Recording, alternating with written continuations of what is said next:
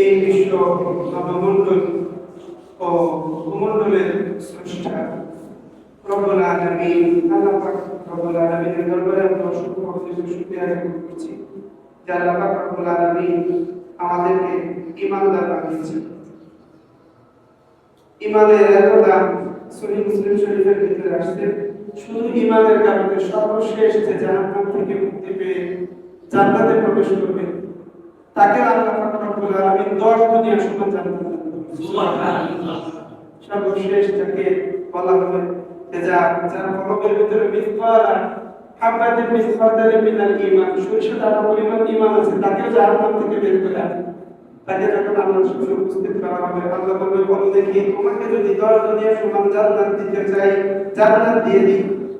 বলবে রব্বুল আলামিন আপনি কি আমার সঙ্গে ঠাট্টা করতেছেন? কোনো আমল নাই, শুধু আল্লাহর একত্ববাদ এবং মৌলিক বিষয়ের উপর বিশ্বাস ছিল। আল্লাহ পাক রব্বুল আলামিন বলবেন, আমি রব্বুল আলামিন মশকরা করা ঠাট্টা করা আমার শান না, বাস্তবিক পক্ষেই আমি তোমাকে 10 দুনিয়া সমান জান্নাত দেব এবং এর ব্যাপারে রাসূলুল্লাহ আমি কারো পাওয়া করি। সুবহানাল্লাহ। ঈমানদার আল্লাহ আমাদেরকে বানাইছেন, আমরা আবেদন করি আল্লাহ তাআলা দিয়েছেন। নন-মুসলিমদের কাছে যখন জিজ্ঞাসা করা হয় পারিবারিকভাবে মুসলিম হলে জন্মগ্রহণ করে যারা ঈমানদার তাদের ক্ষেত্রে কিছু বলে, তারা বলে যে আমরা অনেক কুরবানি মুজাহাদা মুশাক্কাত করে ঈমান গ্রহণ করেছি। যারা মুসলিম পরিবারে জন্মগ্রহণ করে গতানুগতিকভাবে মুসলমান, তারা তাদের ঈমানকে গুরুত্ব দিচ্ছে। কারণ আমরা ঈমান গ্রহণ করে পরিবার ছেড়েছি, সম্পদ ছেড়েছি, মা বাবা ভাই সব কিছু ছেড়েছি, জুলুম নির্যাতনের শিকার হয়েছি। এইজন্য আল্লাহ তাআলা আমাদেরকে ঈমানদার বানিয়েছেন, আমরা শুকরিয়া আদায় করি আলহামদুলিল্লাহ। সেই সাথে সাথে আখির জামানার পয়গম্বর মুহাম্মদুর রাসূলুল্লাহ সাল্লাল্লাহু আলাইহি ওয়াসাল্লামের আখিরি উম্মত, শ্রেষ্ঠ উম্মত বানিয়েছেন। অন্য নবীর উম্মতদের দাওয়াতের জিম্মাদারি ছিল না। আখির জামানার পয়গম্বর নবীর উম্মতের এত দাওয়াতের কারণে কোন উলামায়ে কেরাম বলেন বনি ইসরাইলের নবীদের যত দাওয়াত শুধুমাত্র নবুয়তের তত্ত্বাবধানে আখির জামানার পয়গম্বরের উম্মতের তত দাওয়াত। সুবহানাল্লাহ। বনি ইসরাইলের নবীরা একজন ইন্তেকাল করত, উম্মতের দাওয়াতের জিম্মাদারি ছিল না। আরেকজন নবী প্রেরণ করা হতো, আগের নবীর জিম্মাদারি ছিল, উম্মতের দাওয়াতের জিম্মাদারি ছিল না। অথবা আরেকজন নবী আসতো যাকে নতুন শরীয়ত দেওয়া হতো, সেই নবী ও রাসূল, কিন্তু দাওয়াতের জিম্মাদারি ছিল না। আমাদের নবী সাল্লাল্লাহু আলাইহি ওয়াসাল্লামের কাছে যখন আবু বকর রাদিয়াল্লাহু আনহু ঈমান গ্রহণ করলেন, বললেন ইয়া রাসূলুল্লাহ ইয়া হাবিবাল্লাহ আমার কি কাজ? আল্লাহ রাসূল বললেন আবু বকর আমি নবী মুহাম্মদুর রাসূলুল্লাহ সাল্লাল্লাহু আলাইহি ওয়াসাল্লামের যে কাজ, তুমি আবু বকর ঈমান এনেছো, আবু বকর আজকে থেকে তুমি সাধারণ আবু বকর না, নবুয়তের জিম্মাদারি আমার উম্মত আমার সাহাবী হিসেবে এই নবুয়তের যে দায়িত্ব আছে, এই দায়িত্ব আমার উম্মতের কাছে পৌঁছানোর জিম্মাদারি তোমার। সুবহানাল্লাহ। তাহলে এই উম্মত সাধারণ উম্মত না, নবীদের কাছে যে দ্বীন উম্মতের কাছে পৌঁছানোর যে জিম্মাদারি, এটা শুধু আখির জামানার পয়গম্বরের উম্মতের মধ্যেই আছে। এজন্য আল্লাহ তাআলা কোরআনের ভিতরে বলেন কুনতুম খায়রা উম্মাতিন, তোমরা শ্রেষ্ঠ উম্মত, উখরিজাত লিন-নাস তা'মুরুনা বিল মা'রুফ ওয়া তানহাউনা আনিল মুনকার। তোমাদেরকে প্রেরণ করা হয়েছে, পাঠানো হয়েছে তোমরা নেক কাজের আদেশ করবা এবং অসৎ কাজ থেকে বাধা করবা। এজন্য হাদিস শরীফের ভিতরে আসছে আখির জামানার পয়গম্বরের উম্মত যতক্ষণ পর্যন্ত জান্নাতে প্রবেশ না করবে, কোন নবীর উম্মত জান্নাতে প্রবেশ করার জন্য অনুমতি পাবে না। সুবহানাল্লাহ। আর আখির জামানার পয়গম্বর মুহাম্মদুর রাসূলুল্লাহ সাল্লাল্লাহু আলাইহি ওয়াসাল্লাম যতক্ষণ পর্যন্ত জান্নাতে প্রবেশ না করবে, আদম আলাইহিস সালাম থেকে শুরু করে ঈসা আলাইহিস সালাম পর্যন্ত কোন নবী জান্নাতে প্রবেশের অনুমতি পাবেন না। সুবহানাল্লাহ। নবীদের ভিতরে জান্নাতে সর্বপ্রথম যাবে কাদের নবী? আমাদের। আর উম্মতের ভিতরে সর্বপ্রথম জান্নাতে যাবে আখির জামানার পয়গম্বর মুহাম্মদুর রাসূলুল্লাহ সাল্লাল্লাহু আলাইহি ওয়াসাল্লাম। সুবহানাল্লাহ। আল্লাহ তাআলা আমাদেরকে পবিত্র মাহে রমজানকে সামনে রেখে শাবান মাসের আজকে 3 দিন আমরা রজব মাসের পাশেই আল্লাহ রাসূল সাল্লাল্লাহু আলাইহি ওয়াসাল্লামের শিখানো দোয়া পড়তেছিলাম। দোয়াটা কি? আল্লাহুম্মা বারিক লানা ফি রজব ওয়া শাবান ওয়া বাল্লিগনা রমাদান। হে আল্লাহ আমাদেরকে রজব ও শাবানে বরকত দান করেন এবং অনুগ্রহ করে আমাদেরকে রমজান পর্যন্ত পৌঁছে দেন। দোয়া করতেছিলাম। ইতিমধ্যে রজব মাস চলে গেছে, শাবান মাস চলতেছে। একজন আলেমের মুখে শুনলাম যে কেউ যদি এই দোয়া পড়ে আল্লাহ তাআলা তো দোয়ার তো ফজিলত আছে, সুন্নাতের উপর আমল করুন, আল্লাহ তাআলা তার হায়াতও বাড়ায়। সুবহানাল্লাহ। হায়াত বাড়ায় দিবেন কিভাবে? বলে আমরা যখন শাবান মাসে দোয়া করব, রজব মাসে যখন দোয়া করব, তাহলে রজব, শাবান, রমজান, শাবান মাসে যখন দোয়া করব আল্লাহুম্মা বারিক লানা ফি রজব ওয়া শাবান, তো শাবান মাসে রজবের বরকত কিভাবে হবে? আগামী বছর আবার রজব আসে না, আল্লাহুম্মা বারিক লানা ফি রজব ওয়া শাবান ওয়া বাল্লিগনা রমাদান। দেখো শাবান মাসে আমরা দোয়া করতেছি আল্লাহুম্মা বারিক লানা ফি রজব ওয়া শাবান, আল্লাহ রজব এবং শাবানে বরকত দেন, রমজানে পৌঁছে দেন। তো রজব তো শেষ, রজবের বরকত দেবে কিভাবে? বলে দোয়া করার কারণে, যদি তার হায়াত থেকে থাকে এই দোয়ার কারণে তার কিন্তু মুআল্লাক মুবাররক, মুআল্লাক তাকদীর, যেটা ওলামা একরাম বলেন আহলে সুন্নাত ওয়াল জামাতের আকীদা, দোয়ার কারণে তাকদীর মুআল্লাক যেটা মুবাররক না, শুধু তাই না, এই দোয়ার কারণে আল্লাহ তাআলা তাকদীরও পরিবর্তন করে দেন। সুবহানাল্লাহ। এজন্য কবি বলেন মায়ুসনাহু আহলে সামি আপনি খতা সে, মায়ুসনাহু আহলে সামি আপনি খতা সে, तकदीर बदल जाती है मुद्दों की दुआ से, पवित्र बांधा जजम निराश से न होय, भक्त मने दुआ करे तकदीर पलटाए। सुभान माइस्ताम अहले ज़मीन अपने खतर से है जमीन मशीन जे गुनाह करने भूले जाने अल्लाह থেকে নিরাশ হয়ে যায়, ভক্ত মনে দুয়ার কারণে তাকদীর পাল্টায়। হ্যাঁ, যে বান্দা যখন ভক্ত মনে একনিষ্ঠভাবে আল্লাহ তাআলার কাছে দোয়া করে, মুমিনের দোয়া এত পাওয়া, এই দোয়ার কারণে তাকদীরের মুআল্লাক যেটা, মুমিনের দোয়ার কারণে আল্লাহ তাআলা তাকদীরের মুআল্লাকটাকেও পরিবর্তন করে। সুবহানাল্লাহ। ওলামা একরাম বলেন যখন শাবান মাসে সেই দোয়া করেন আল্লাহুম্মা বারিক লানা ফি রজব ওয়া শাবান ওয়া বাল্লিগনা রমাদান, শাবান মাসে যখন মুমিনের দোয়া করে রজব তো শেষ, রজবের বরকত দেবে কিভাবে? দোয়া করতে আল্লাহ তাআলা পরের বছর রজব মাস পর্যন্ত আল্লাহ তাআলা হায়াত বাড়ায় দেন। সুবহানাল্লাহ। পরের বছর রজব, শাবান, রমজান পর্যন্ত আল্লাহ তাআলা হায়াত বৃদ্ধি করেন। আমরা দোয়া করতেছিলাম আলহামদুলিল্লাহ, রজব মাস ইতিমধ্যে অতিবাহিত হয়ে গেছে, শাবান মাসের আজকে 3 তারিখ, মুমিনের জন্য সে আনন্দ ফল, আকাঙ্ক্ষিত মাস।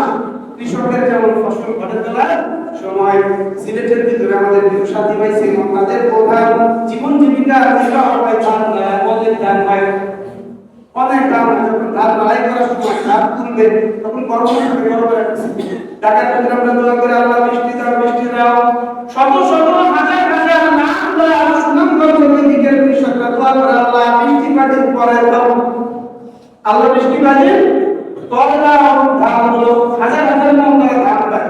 বাংলাদেশের তো চাল প্রয়োজন, বাইরের জন্য সরবরাহ হয় অনেক উৎসব জায়গা থেকে, সিলেট বা হাওড়া এলাকা থেকে হয়। যদি বৃষ্টি আসে, 1-2 বৃষ্টিতেই পুরো ধান তলায় যায়। তো তারা দোয়া করতে থাকে। এই মৌসুমটা তাদের জন্য গুরুত্বপূর্ণ। ছাত্রদের জন্য পরীক্ষার সময় সারা বছর পড়াশোনা করে স্টাডি করে, মূল সময় পরীক্ষার সময় কয় মুমিনের জন্য পবিত্র মাহে রমজান এমন আমাদের রাসূলুল্লাহ একরাম বলতে ওলামায়ে কেরাম বলেন কৃষকের ফসল ঘরে তোলার সময়, যে মুমিন সারা বছর আমল করবে এবং মূল 70 কুল একটা মাফুলের সওয়াব ফরজের সময় কোন মাসে? রমজান মাসে। শাহরুল রমাদান আল্লাযী কুরআন নাযিলের মাস, এই রমজান মাস আমাদের সামনে। আমরা শাবান মাসে আল্লাহ তাআলা আমাদের সকলকে পবিত্র মাহে রমজান পর্যন্ত হায়াত বাড়িয়ে দেন, সকলে বলে আমিন। কিন্তু পবিত্র রজব শাবান মাসে আমাদের জন্য করণীয় প্রস্তুতি কি, এই বিষয়ে কিছু আলোচনা করব।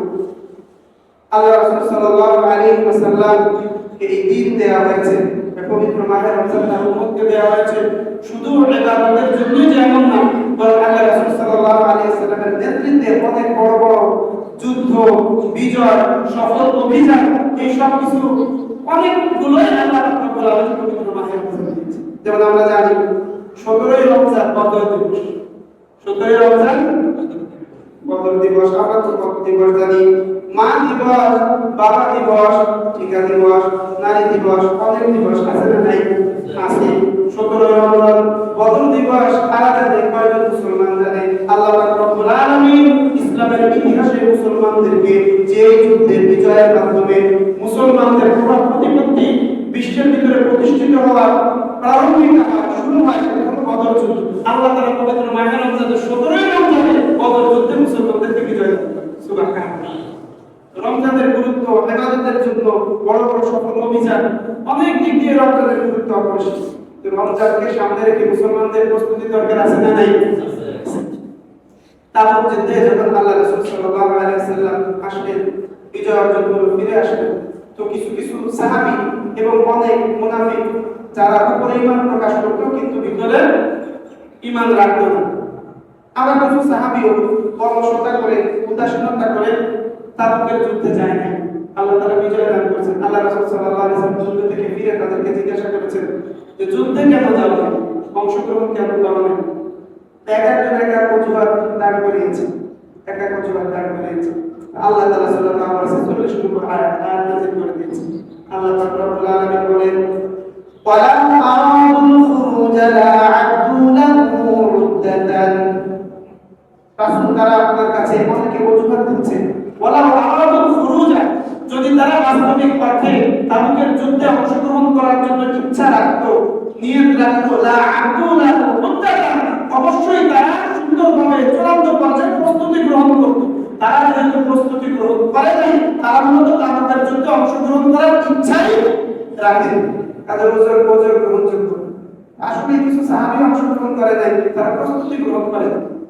এখন আমরা যদি কেউ পবিত্র মাহে রমজানের আমল পেতে চাই, মাগফিরাত পেতে চাই, নাজাত পেতে চাই, রহমত পেতে চাই, প্রস্তুতি গ্রহণ করব। কেউ যদি প্রস্তুতি গ্রহণ না করে বলে যে পবিত্র মাহে রমজানের ইবাদত আমি চাই, তাহলে আল্লাহ তাআলা ভাষ্য অনুযায়ী সূরা তাওবা 46 নম্বর আয়াত অনুযায়ী সে রমজানের বরকত, রহমত, নাজাত, মাগফিরাত চায় না।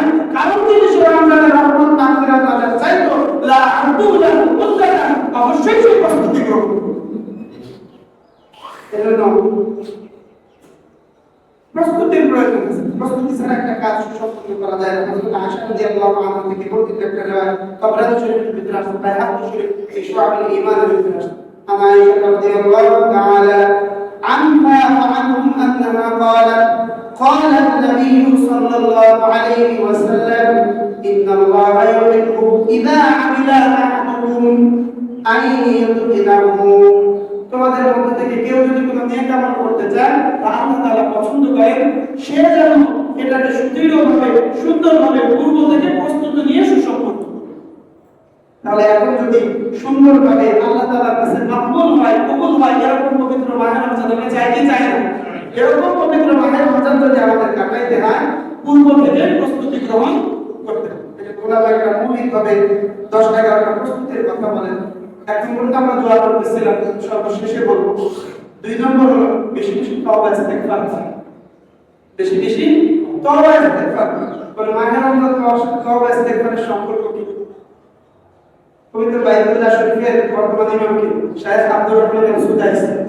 তা আরবের কিছু যুবক শায়েখ আব্দুর রহমান আল-সুদাইসের কাছে দেখা করেছে। দেখা করে ওনার কাছে একটা অভিযোগ করতেছেন যে শায়েখ, আমরা অনেক নিয়ত করি যে পবিত্র মাহে রমজানে এক খতম কোরআন পড়ব, প্রতিদিন তারাবির নামাজ আদায় করব, প্রতিদিন রোজা রাখবো, তাহাজ্জুদ পড়ব, ইশরা তারাবি পড়ব, কিন্তু ঘটনাক্রমে দেখা যায় যখন পবিত্র মাহে রমজান আসে তখন আমরা রোজা চলে যাই, কিন্তু যেভাবে নিয়ত করেছিলাম এইভাবে আমরা করতে পারি। অনেক সুন্দর একটা পরামর্শ দিয়েছে বাইতুল্লাহ ইমাম শায়েখ আব্দুর রহমান আল-সুদাইস। তিনি বলতেছেন যে দেখো, পবিত্র মাহে রমজান পাওয়া, পবিত্র মাহে রমজানে ইবাদত করার সুযোগ পাওয়া, এটা কার তৌফিক? আল্লাহর তৌফিক। আল্লাহ তাআলার অনেক বড় নিয়ামত, রহমত এবং বরকত পবিত্র মাহে রমজান পাওয়া, আমল পাওয়া। কিন্তু বান্দা যখন নাফরমানি করে, গুনাহ করে, সে বাঈদুন মিন রাহমাতিল্লাহ, আল্লাহ তাআলার রহমত থেকে দূরবর্তী হয়ে যায়, আল্লাহ তাআলার গজবের পাত্র হয়ে যায়। আল্লাহর রহমত থেকে যে দূরে থাকে সে আল্লাহর রহমত পায় না, নিয়ামত পায় না। পবিত্র মাহে রমজানে আল্লাহ তাআলার কাছে প্রিয় মাকবুল তারাবি, মাহে রমজানের রোজা, তেলাওয়াত, জিকির, তাহাজ্জুদ, ইশরা, তাওয়াবিন, দান, সাদকা, এগুলো আল্লাহ তাআলার পক্ষ থেকে তৌফিকের মাধ্যমে হয়। আল্লাহ তাআলার রহমত, নিয়ামত পেলে হয়। যে বান্দা গুনাহ করে আল্লাহর রহমত থেকে দূরে, সে রমজানে, পবিত্র মাহে রমজানের আমল করার সুযোগ পায় না। তো বাইতুল্লাহ শরীফের ইমাম ওই যুবক ভাইদেরকে বলতেছে, তোমরা তওবা এবং ইস্তেগফার করো, যে গুনাহগুলো করেছিলে তার থেকে ইস্তেগফার করো, তওবা করো। যখন আল্লাহ তাআলা পূর্বের গুনাহ মাফ করে দেবে, তখন আল্লাহ তাআলার পক্ষ থেকে রহমত আসবে, নিয়ামত আসবে। আল্লাহ তাআলার পক্ষ থেকে তখন পবিত্র মাহে রমজানে তুমি আমল করার সুযোগ পাবে। সুবহানাল্লাহ। এজন্য পবিত্র মাহে রমজানকে সামনে রেখে এক নম্বর প্রস্তুতি তওবা এবং ইস্তেগফার। আমরা যখন তওবা করব, আমরা যখন ইস্তেগফার করব, গুনাহ মাফ হয়ে যাবে। আরশে আজিমের মালিক আল্লাহ তাআলার কাছ থেকে আমাদের উপরে পবিত্র মাহে রমজানের রহমত, মাগফিরাত, নাজাত পাওয়ার তৌফিক আমরা পেয়ে যাব। সুবহানাল্লাহ। এজন্য পবিত্র শাবান মাসে মাহে রমজানের এক নম্বর প্রস্তুতি তওবা এবং ইস্তেগফার করা। দুই নম্বর, পবিত্র মাহে রমজানের যে সকল ফজিলত আছে, ফজিলত সম্পর্কিত হাদিস আছে।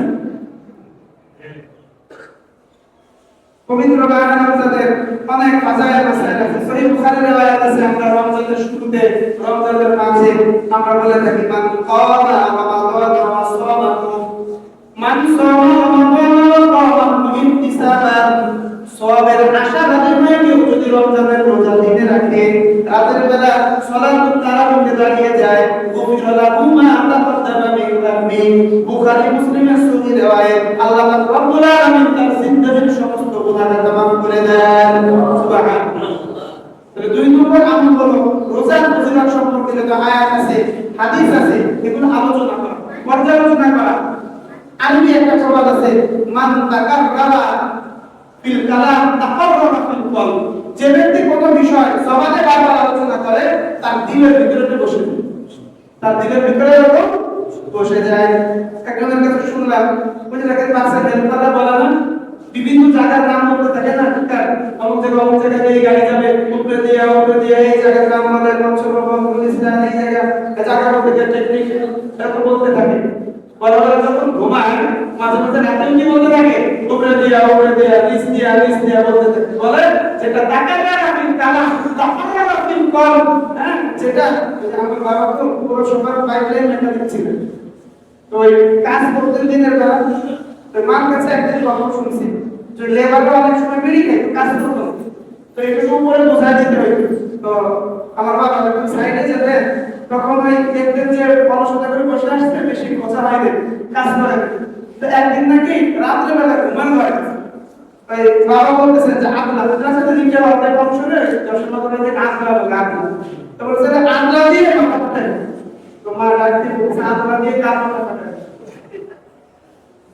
তোর বাবা বলতেছে দিনের বেলা শ্রমিকরা বেরিয়ে এসে কাজ করে দেয়, খোঁচা হয় না, এটা সব প্রজেক্টের সাপ্লাই লাইন, তাই ওয়াশার যেরকম তোমাদের তো পুরো সমান না এই থাকে এই সাপ্লাই লাইন এইগুলো কাজ। তো বাবা রাতে ঘুমাতে বলতেছে আগলা দিয়ে মাথা ফাটাই। লেবারদের বলছে দিনের বেলা সপ্তাহে এটা দেখছে, জবান দিয়ে কি বলছে, এটাই বলছে। মা ভয় করে বলছে কার আগলা দিয়ে মাথা ফাটাই, লেবারদের বলছে একটু ভাষায় মান তাকাররাবা ফিল কালাম তাকাররাবা ফিল কলব। যে জিনিস মুখে বারবার উচ্চারণ করে আল্লাহ তাআলা সেই দিলের ভিতরে বসায় দেয়। এইজন্য রমজানের প্রস্তুতি হলো জবানের ভিতরে বাসা, ছেলে মেয়ে, বিবি, বাচ্চা, পরিবার পরিজনের কাছে রোজার ফাসাইল কি করা, আলোচনা করা। দেখেন দাওয়াত তাবলীগের সাথীরা বলে যে হুজুর শাবান চলে আসছে, এখন থেকে ফাসাইল রমজানের তালিমটা কি করেন, শুরু করেন। ফাসাইল আমল করি, ফাসাইল নামাজ থাকে, জিকির থাকে, হেকাতে সাহাবা থাকে, বেশি বেশি এখন একটু ফাসাইল রমজানের তালিম করেন, যাতে মুসলিমরা দেখরা রোজার ফাসাইলগুলো জানে এবং রোজার ফজিলতগুলো অর্জন করার জন্য তারা মানসিকভাবে প্রস্তুতি। এইজন্য পবিত্র মাহে রমজানের লাইলাতুল কদর আছে, একটা ফরজে 70টা ফরজের সওয়াব পবিত্র মাহে রমজানে। কেউ যদি মাসজারা হাসানাতি ফালাহু আশরু আমসালিহা, আল্লাহ তাআলা বলেন নিশ্চিত একজন মুমিন যখন একটা নেক আমল করে তাকে 10 গুণ সওয়াব দেবে। সুবহানাল্লাহ। এই 10 গুণ সওয়াব আল্লাহ যদি পবিত্র মাহে রমজানে হয়, পবিত্র মাহে রমজানে একটা আমল কত গুণ, 70 গুণ। তাহলে একটা নেক আমল 10 গুণ, 10 গুণকে আবার 70 গুণ দিলে যত আমলের হয়, পবিত্র মাহে রমজানে একটা আমল করলে আল্লাহ রাব্বুল আলামিন এত সওয়াব দেন। সুবহানাল্লাহ। কিন্তু ফাসাইলগুলো আলোচনা করা, কারণ ফায়দা উপকারিতা যখন মানুষ বোঝে তখন মানুষ এই আমলটা করতে চায়। তাহলে পবিত্র মাহে রমজানের 2 নম্বর প্রস্তুতি হবে ফজিলত নিয়ে আলোচনা করা।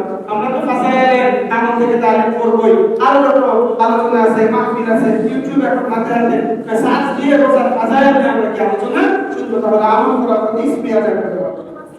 2 নম্বর, দৃঢ় প্রতিজ্ঞা করব যে রমজানে আমরা একটা ফুলও ছাড়বো না, একটা রোজাও ছাড়বো না, একটা সারাবিও ছাড়বো না, তাহাজ্জুদ ছাড়বো না, কিয়ামুল লাইল ছাড়বো না। দৃঢ় সংকল্প করব। কেন আল্লাহ রাসূল সাল্লাল্লাহু আলাইহি ওয়াসাল্লাম একটা মেম্বারকে দোয়া করেছেন না, 3 সিঁড়িতে কাউ দিয়ে 3 দোয়া করেছেন। হ্যাঁ, যে জিবরাইল আলাইহিস সালাম দোয়া করেছেন, আল্লাহ রাসূল একবার মেম্বারে এসে বলেছেন আমিন। আর এক শ্রেণীতে বলেছেন আমিন, আর এক শ্রেণীতে বলেছেন আমিন। সাহাবায়ে কেরাম জিজ্ঞাসা করলেন ইয়া রাসূলুল্লাহ এমন লোক আমাদের দেখি নাই। বলে জিবরিল আমিন আসছিল, বলছে যে আপনার নাম শুনে দুরূদ পড়লো না সে ধ্বংস হোক, নাম বলছে আমিন। দ্বিতীয় বর্ণনা করেছেন বৃদ্ধ মাতা পিতা পাইল, অথবা একজন পিতা একজন মাতাকে পাইল, মাতা পিতা খেদমত করে সন্তান আমরা সন্তুষ্ট অর্জন করতে পারবো না এমন সন্তান ধ্বংস হোক, আমি বলেছি আমিন। এজন্য পিতা মাতা যদি জীবদ্দশায় পায় খেদমত করে আল্লাহ সন্তুষ্টি অর্জন করা দরকার আছে না নাই? এত সন্তান বিরক্ত হয়, মা বাবার বলতে এটা করো না এটা করো না এটা করো এটা করো, বিরক্ত হয়, বয়স হয়ে গেছে কিচ্ছু বোঝে না। বাবা আপনার বাবার দাড়ি পেকে গেছে, তিনি যা কিছু বোঝেন তার দোয়ার ভাগের এক বাবা আপনি বোঝেন না।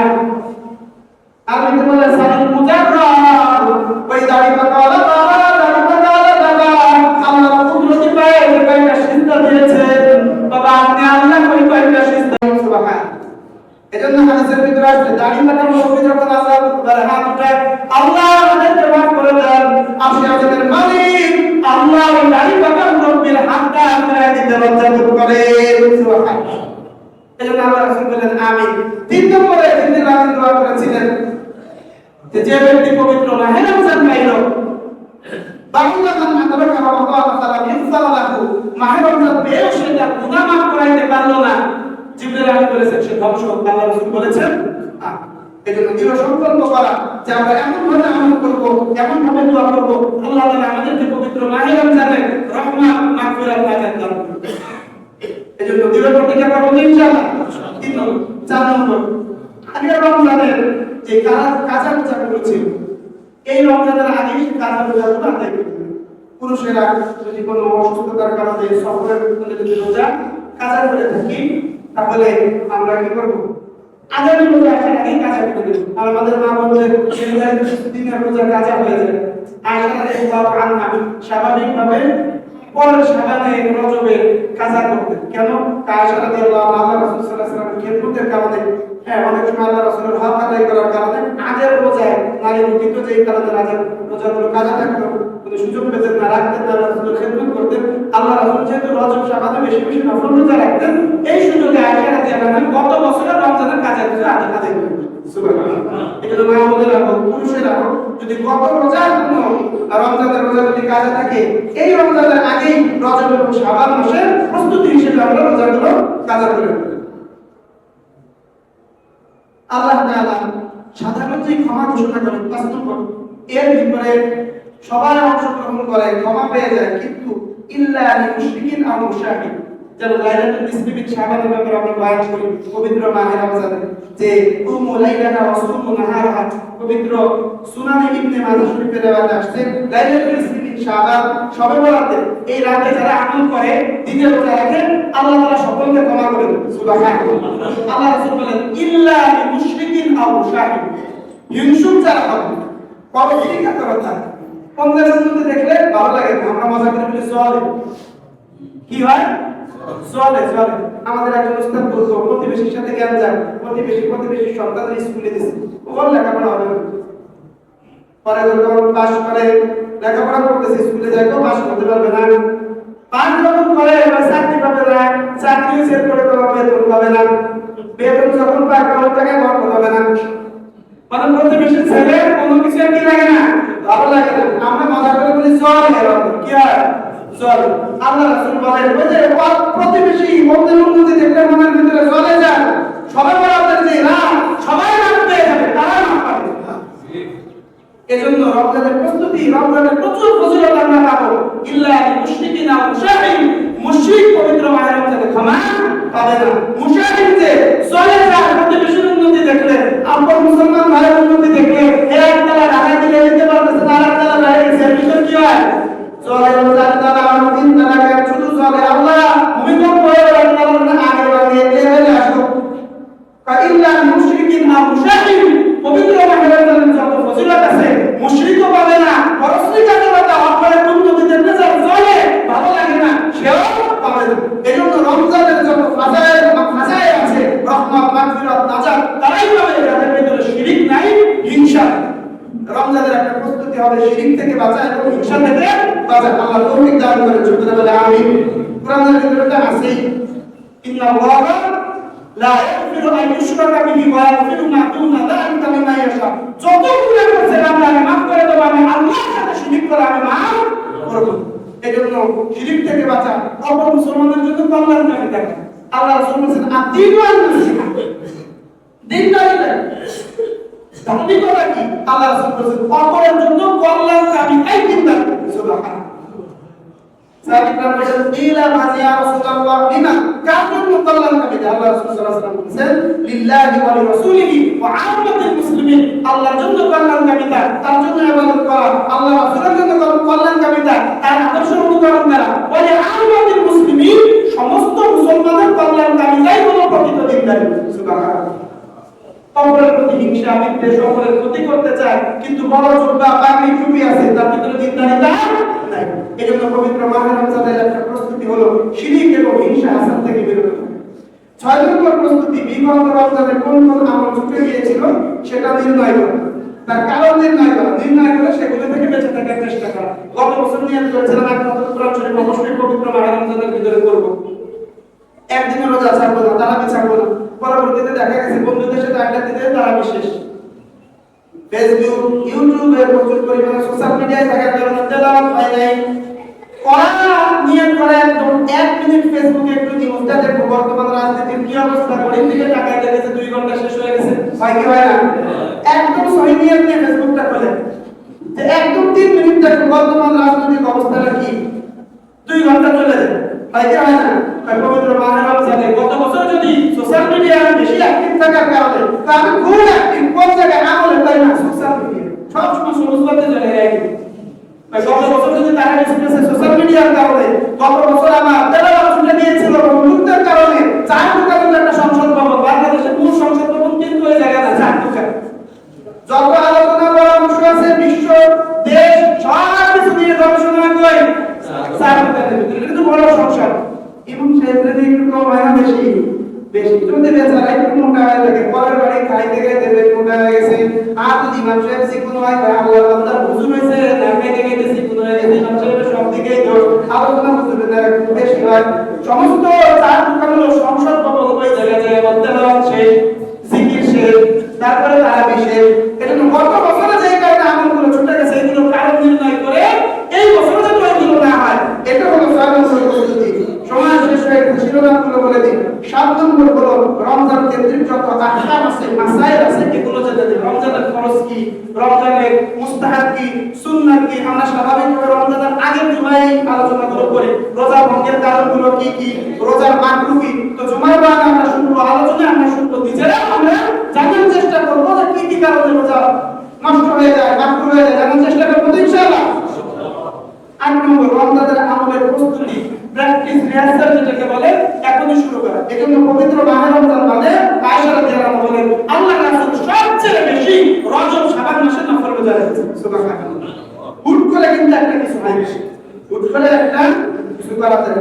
দেখবেন অনেক মানুষ বার্ধক্য বয়সে ডায়াবেটিস ধরা গেছে, ডাক্তার ব্যায়াম দিয়ে দেয়, তখন যায় হঠাৎ করে একদম নিয়ে যায় জিমে যায় শুরু করে দেয়, আন্টি বাট করে বেড়ে যায়। আগে 5 কেজি দিলেন, এরপর আস্তে আস্তে কি হয় ওয়েট বাড়া। কিন্তু আমরা অনেক সময় একদম আল্লাহ বিল্লাহ করে আল্লাহ বিল্লাহ দিন চিল্লা শুরু করে দেব, কখন পবিত্র মাহে রমজানের প্রথম দিন ঘুরে পড়ে যাবে। এজন্য পবিত্র মাহে রমজানের জন্য পবিত্র মাহে রমজানের যে আমল আছে রজব শাবান থেকে শুরু করা। এজন্য কিছু নফলের চেষ্টা, নফল রোজা, নফল নামাজের চেষ্টা করব তো ইনশাআল্লাহ। তাহলে প্রথম দিন 20 রাকাত করে পরের দিন মাজার কারণে সাহায্য করতে পারবো। এজন্য একটা পদ্ধতি হলো পবিত্র মাহে রমজানের আমলের চেষ্টা করা। সময় তো শেষ হয়ে গেছে এবং বিশেষ করে আরো কয়েকটা ছিল, যদি সুযোগ হয় আগামী জুমায় আমরা বলবো, তখন সবে বরাতের আলোচনা হবে। আল্লাহ তাআলা আমাদেরকে পবিত্র মাহে রমজানের যে প্রস্তুতিগুলোর আলোচনা আমরা করলাম, তওবা ইস্তিগফার করা, পবিত্র মাহে রমজানের ফজিলতগুলো নিয়ে আলোচনা করা, দৃঢ় সংকল্প করা আমলে, এরপরে শিরক এবং হাসাদ থেকে বেঁচে থাকা, আগে রমজানের কাজা আদায় করা, বিগত রমজানের আমলগুলো কি কি কারণে ছুটে গিয়েছিল এগুলো নির্ণয় করা, এবং সবচেয়ে বড় যে কথা সেটা হলো দোয়া। আল্লাহুম্মা বারিক লানা ফি রজব ওয়া শাবান ওয়া বাল্লিগনা রমাদান। মুসলমানের দোয়া কখনো আল্লাহ বিফলে ফেলে হয়তো যা চায় তাই দিয়ে দেয়, 1 নম্বর। 2 নম্বর আমরা দোয়া করলাম, হয়তো যা কিছু চাইলাম আমরা দোয়া করি না। আমাদের আসলে বলতেন ছাত্রদের মুসলমানদের অবস্থা হলো একবার মুনাজাত করে মসজিদের বাইরে গিয়ে আসমানে তাকায় যে আল্লাহ তাআলা আমাকে তোমার জন্য ফেরেশতা পাঠাচ্ছে কিনা, কারণ আল্লাহ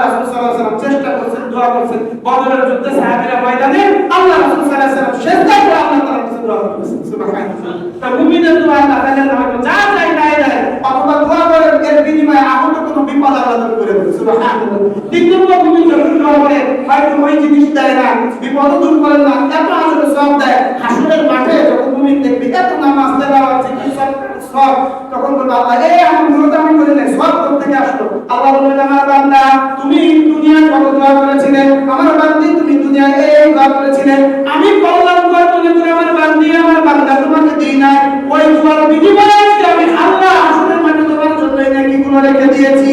সুবহানাল্লাহ। ওই মুমিন বান্দা আল্লাহকে বলবে আল্লাহ যদি দুনিয়ায় একটা নেকিও, যদি দুনিয়ায় একটা দোয়া আপনি কবুল না করতেন আর সমস্ত দোয়ার বিনিময়ে যদি সওয়াব দিতেন তাহলে ভালো হতো।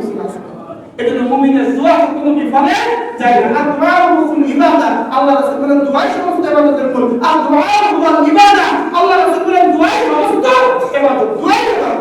এজন্য পবিত্র মাহে রমজানের জন্য আল্লাহ আমাদেরকে পৌঁছার তৌফিক দান করুন। বলে আমিন। এই দোয়া করব ইনশাআল্লাহ। চেষ্টা নিব, যে প্রস্তুতিগুলো বললাম এগুলো আমরা প্রস্তুতি নিব ইনশাআল্লাহ। আল্লাহ যেন পবিত্র মাহে রমজান আমাদেরকে পাওয়া, বারবার পাওয়া এবং পবিত্র মাহে রমজানের রহমত, মাগফিরাত, নাজাত আমাদের সকলকে পাওয়া তৌফিক দান করুন। বলে আমিন।